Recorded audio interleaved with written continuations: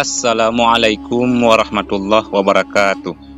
Alhamdulillahirabbil alamin. Allahumma shalli ala sayyidina Muhammad.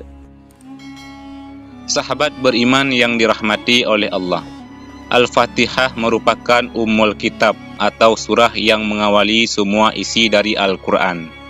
Al-Fatihah juga merupakan bagian penting dalam ibadah seperti salat. Kalau kita tahu dan faham dialog antara Allah dan orang-orang yang membaca surah Al-Fatihah, tentu akan membuat orang semakin tinggi kadar imannya dan rasa tawakal akan muncul.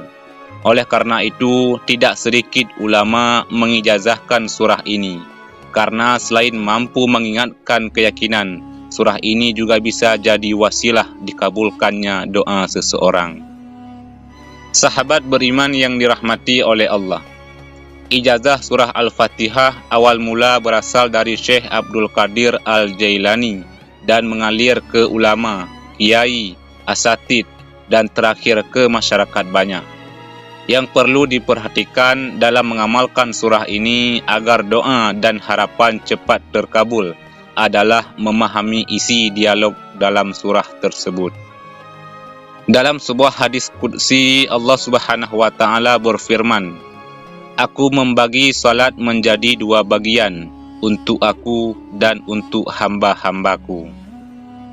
Artinya, 3 ayat di atas, Iyyaka na'budu wa iyyaka nasta'in, adalah hak Allah, dan 3 ayat ke bawahnya adalah urusan hamba Allah. Ketika kita mengucapkan Alhamdulillahirabbil alamin, Allah menjawab, hambaku telah memujiku. Ketika kita mengucapkan Ar-Rahmanir-Rahim, Allah menjawab, hambaku telah mengagungkanku. Ketika kita mengucapkan Maliki Yaumiddin, Allah menjawab, hambaku memujiku. Ketika kita mengucapkan Iyyaka na'budu wa iyyaka nasta'in, Allah menjawab, inilah perjanjian antara aku dan hambaku. Disinilah kunci permohonan kita, karena pada titik ayat ini Allah memberi kita kesempatan untuk meminta, dan Allah akan menjawab atau mengabulkannya. Oleh karenanya dianjurkan kita membaca kalimat atau ayat ini, wa iyyaka nasta'in, dibaca berulang-ulang.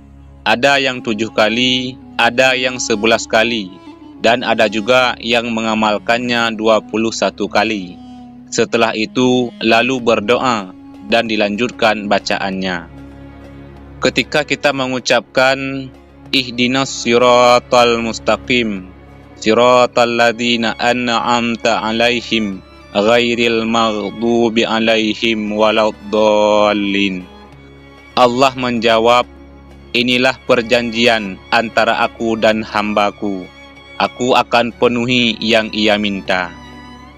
Sahabat beriman yang dirahmati oleh Allah, pokok penting yang perlu diperhatikan agar niat dan harapan sukses membaca surah Al-Fatihah ini dari awal adalah dengan cara perlahan, seraya seakan-akan kita mendengar jawaban Allah dari masing-masing ayat yang kita baca, mulai awal sampai selesai.